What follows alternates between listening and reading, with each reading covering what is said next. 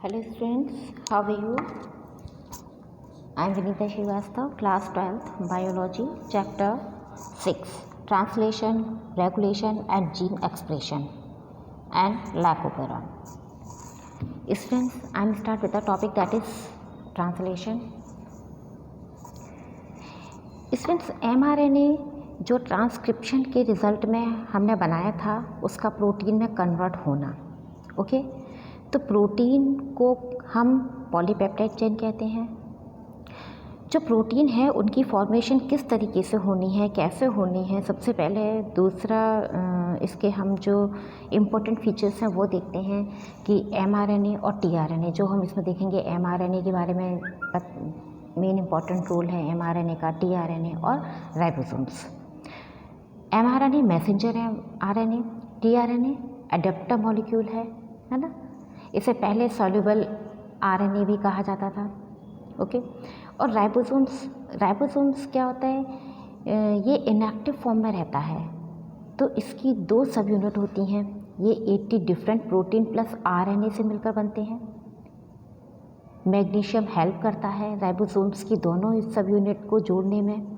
जैसे ये जुड़ती हैं और एमआरएनए के कांटेक्ट में आती हैं, उसके बाद ही प्रोटीन सिंथेसिस का प्रोसेस इनिशिएट होगा with the help of tRNA. मान लीजिए कि हमारे पास एक ही एमआरएनए का सीक्वेंस है, गिवन है, हमारे पास एक ही एमआरएनए का सीक्वेंस गिवन है। इसमें पहले भी यहाँ पर बहुत सारे सीक्वेंस हैं,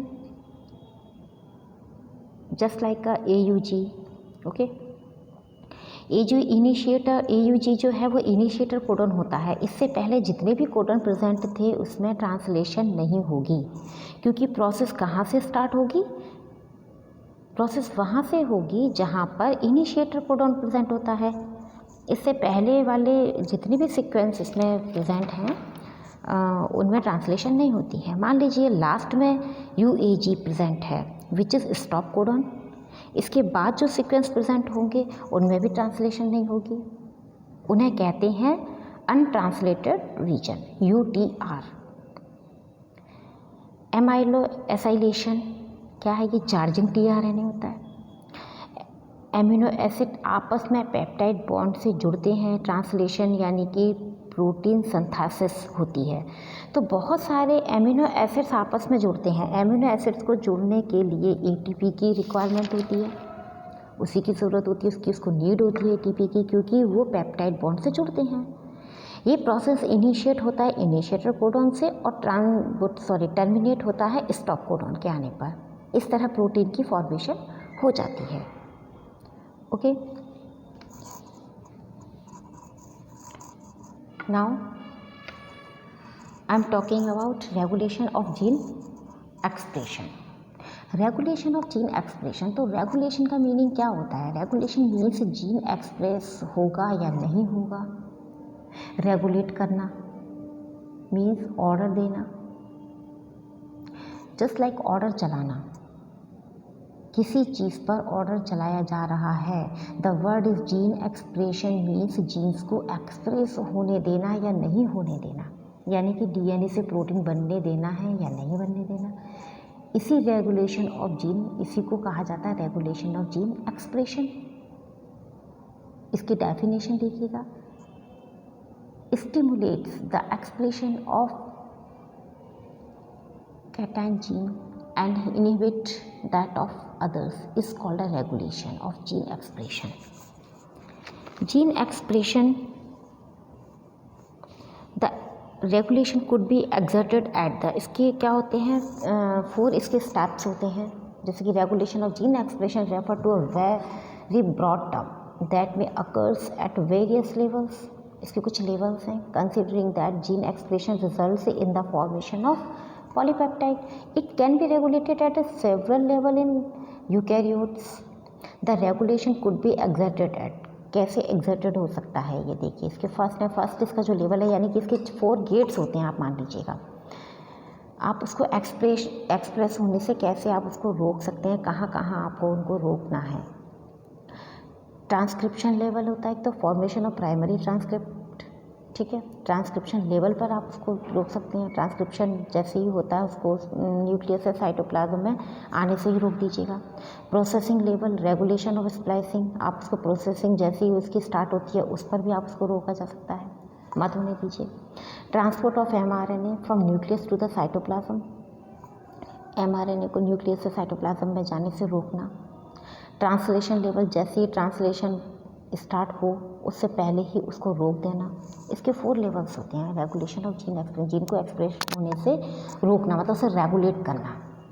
ये 4 स्टेप्स हैं, इन्हीं 4 स्टेप्स पर आप उसको रेगुलेट कर सकते हैं। Okay, now I am start with the topic that is lac operon. Lac operon, जब 2 मोनोमर्स मीन्स 2 शुगर आपस में जुड़ती हैं, that is disaccharide. Operon like a system, ऐसा सिस्टम जिसमें हम बहुत सारे जीन्स या बहुत सारे ऐसे स्ट्रक्चरल जीन्स के बारे में बात करेंगे जो कि डिफरेंट प्रोटीन्स या एंजाइम्स के लिए कोड करते हैं। देखिए, यूकैरियोट्स और प्रोकैरियोट्स दोनों में जो डीएनए की सीक्वेंस है विच कोड्स फॉर अ प्रोटीन, हम सिस्ट्रॉन, जिसे हम सिस्ट्रॉन कहते हैं, ये जो सिस्ट्रॉन है ये 2 टाइप्स के होते हैं, मोनो और पॉली, राइट। तो हम बैक्टीरिया में जीन्स के जो एक्सप्रेशन हैं उसे कैसे रेगुलेट करते हैं उसके बारे में स्टडी करते हैं। देखिए, आई यानी कि रेगुलेटरी जीन के प्रमोटर होगा, है ना, और जो ओ है वो ऑपरेटर के लिए प्रमोटर होगा, है ना, और ZYA ये तीनों जो हैं, ये तीनों क्या है, ये स्ट्रक्चरल जीन्स है। इनका फंक्शन होगा एंजाइम्स यानी कि प्रोटीन के लिए कोड करना। लैक ओपेरॉन में जो पीपोजिया जो है सीक्वेंस, है ना, PIPOZYA, ये बहुत ही इम्पॉर्टेंट सीक्वेंस है जो कि रिस्पॉन्सिबल है डिफरेंट एंजाइम्स या फिर प्रोटीन्स की फॉर्मेशन के लिए। अब हम यहाँ पर बात करेंगे प्रेजेंस और एब्सेंस की। किसकी प्रेजेंस और किसकी एब्सेंस के बारे में बात हम करते हैं। Presence of inducer. अब इंड्यूसर क्या होगा, किसी भी सिस्टम के अंदर हम जो लैक ओपेरॉन में है इसके बारे में हम बात कर रहे हैं। तो जो लैक्टोज शुगर है जो कि यहाँ पर क्या है, इंड्यूसर की तरह वर्क कर रहे हैं, which is source of energy bacteria के लिए, है ना। मान लीजिए हमने कोई मीडियम जिसके अंदर हमें बैक्टीरिया को ग्रो करवा जिसमें हम बैक्टीरिया को ग्रो करवा रहे हैं, जिसमें हमने लैक्टोज शुगर को रखा है, वो जो कॉलोनी है, जो लैक्टोज इसमें प्रेजेंट है, वो लैक्टोज से इनटेक करेगी in order to gain energy, because उन्हें एनर्जी की नीड है। जब वो लैक्टोज शुगर को इनटेक करती हैं तो वो लैक्टोज शुगर बैक्टीरिया की यानी कि प्रोकैरियोट्स की बॉडी में जाकर उनकी मशीनरी है, उससे क्या मतलब उसमें जोड़ने की उनकी जो मशीनरी होती है उसकी एक्टिविटीज़ को रेगुलेट करती है। लेकिन अगर कभी भी ये जो लैक्टोज है यानी कि इंड्यूसर अगर वो एब्सेंट होता है किसी भी बैक्टीरिया के अंदर, तो उस समय क्या होगा। देखिए, ये जो आई जीन यानी कि रेगुलेटरी जीन है, इन the absence of inducer means absent of lactose, ये रेगुलेटरी जीन प्रोड्यूस करता है एक रिप्रेसर mRNA को। देखिए, यहाँ पर जो आई है वो इनहिबिटर के लिए ना कि इंड्यूसर के लिए है। ये जो रिप्रेसर mRNA है, ये रिप्रेसर mRNA एक रिप्रेसर प्रोटीन बनाया है। ये क्या करेगा, ये repressor protein in the absence of lactose, ये रिप्रेसर प्रोटीन डायरेक्टली जाकर इस ऑपरेटर रीजन से बाइंड करता है और ये operator region RNA polymerase enzyme के साथ बाइंड नहीं हो जाएंगे, मतलब नहीं हो पाएंगे। और जब ये बाइंड नहीं होंगे तो ये जो स्ट्रक्चरल जीन का जो ट्रांसक्रिप्शन नहीं होगा, यहाँ पर स्ट्रक्चरल जीन का ट्रांसक्रिप्शन नहीं होगा और इनका ट्रांसक्रिप्शन कौन करेगा, RNA पॉलीमरेज करेगा। और जब कोई एंजाइम ही ट्रांसक्रिप्शन नहीं कर पा रहे हैं तो कोई प्रोटीन नहीं बन पाएगा। तो ये कौन सा केस है, ये स्विच ऑफ है। ये हम तब की बात कर रहे हैं जिस समय there no inducer means in the absence of inducer. तो यहाँ पर जो इंड्यूसर है वो या तो लैक्टोज शुगर होगी या फिर लैक्टोज लैक्टोज होगा। लेकिन अगर लैक्टोज शुगर आ गई है तो क्या होगा? लुक, स्विच ऑन कंडीशन में क्या होगा? ये हम प्रोकैरियोट्स में पढ़ रहे हैं बेटा।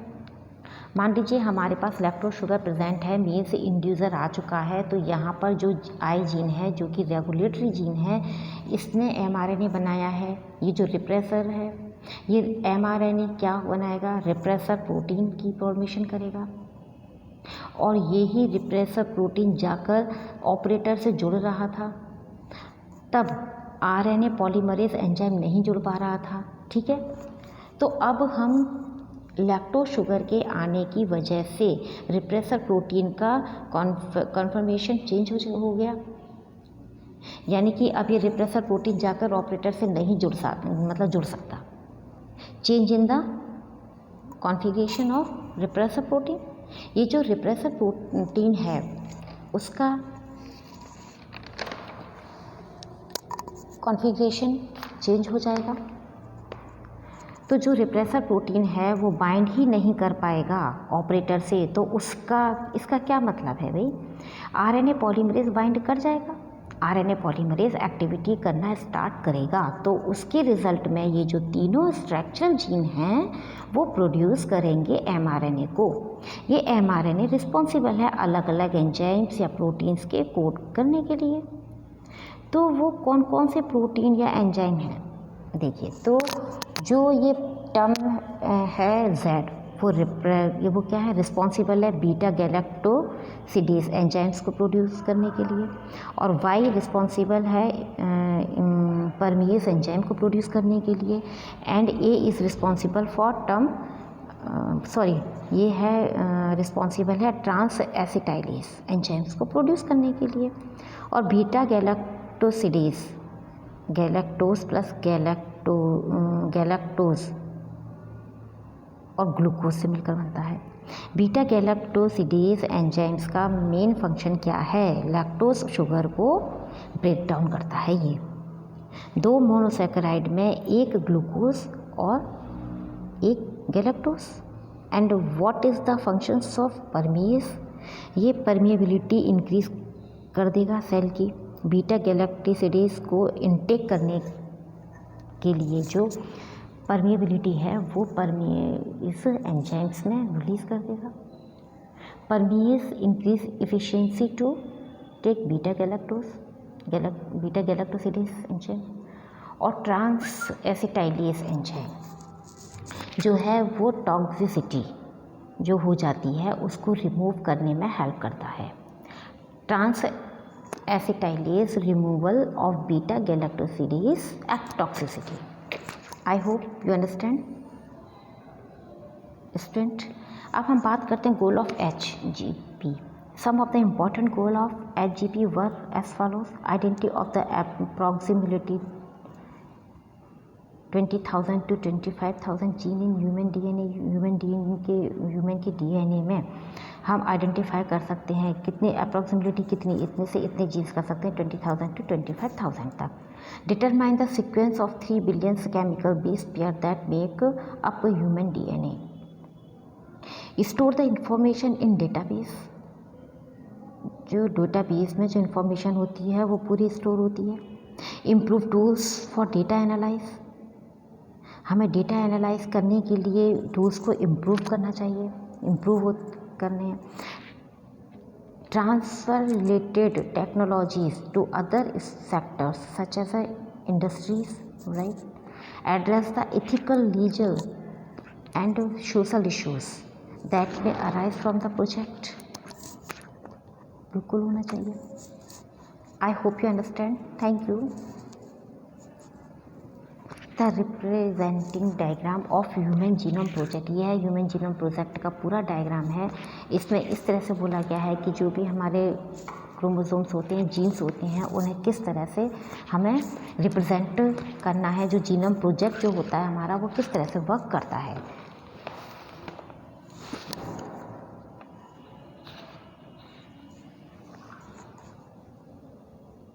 The fragments were sequenced using automated DNA sequence that worked on the principle of a method developed by Frederick Sanger.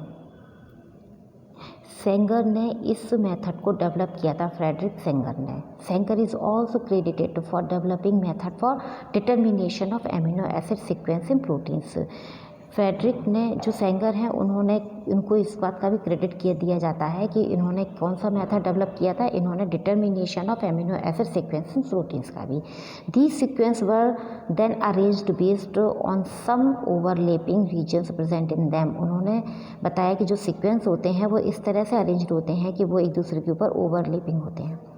These required generation of overlapping fragments for sequence alignment of these sequence was humanly not possible।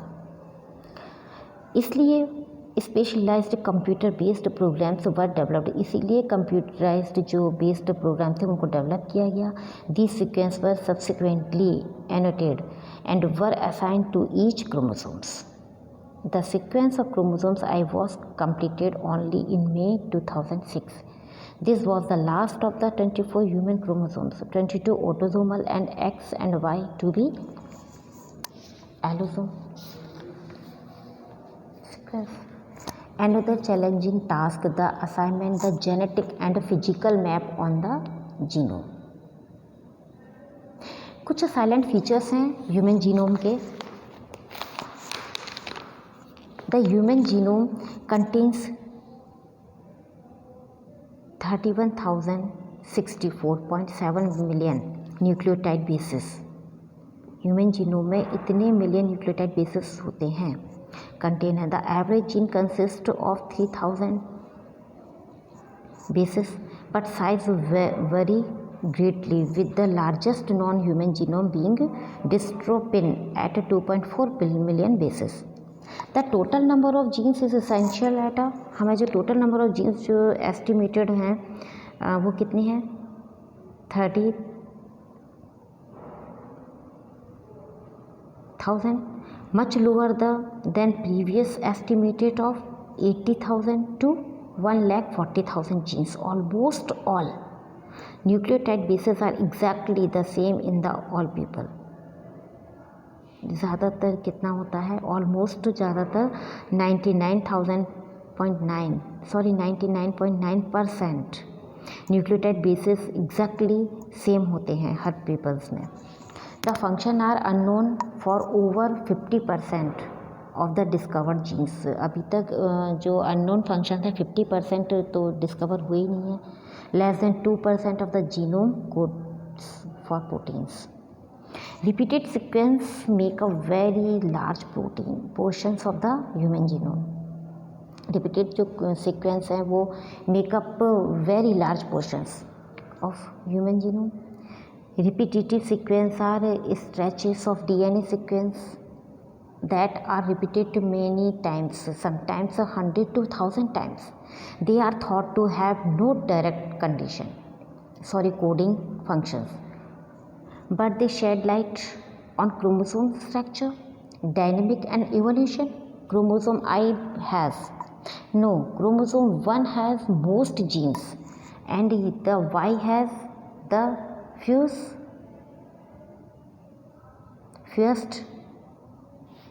Scientists have identified about 1.4 million locations where single base DNA differences। Scientist ने अभी तक जो identified किया है वो कम से कम लगभग 1.4 million locations ही वो सिंगल बेस डीएनए में डिफरेंसेस जो होते हैं उसमें वो अभी तक आइडेंटिफाई कर पाए हैं। Occur in humans, this information promises to revolutionize the processes of finding chromosomal locations for disease associated sequence and tracing human history। I hope you understand, student। Thank you। Take care।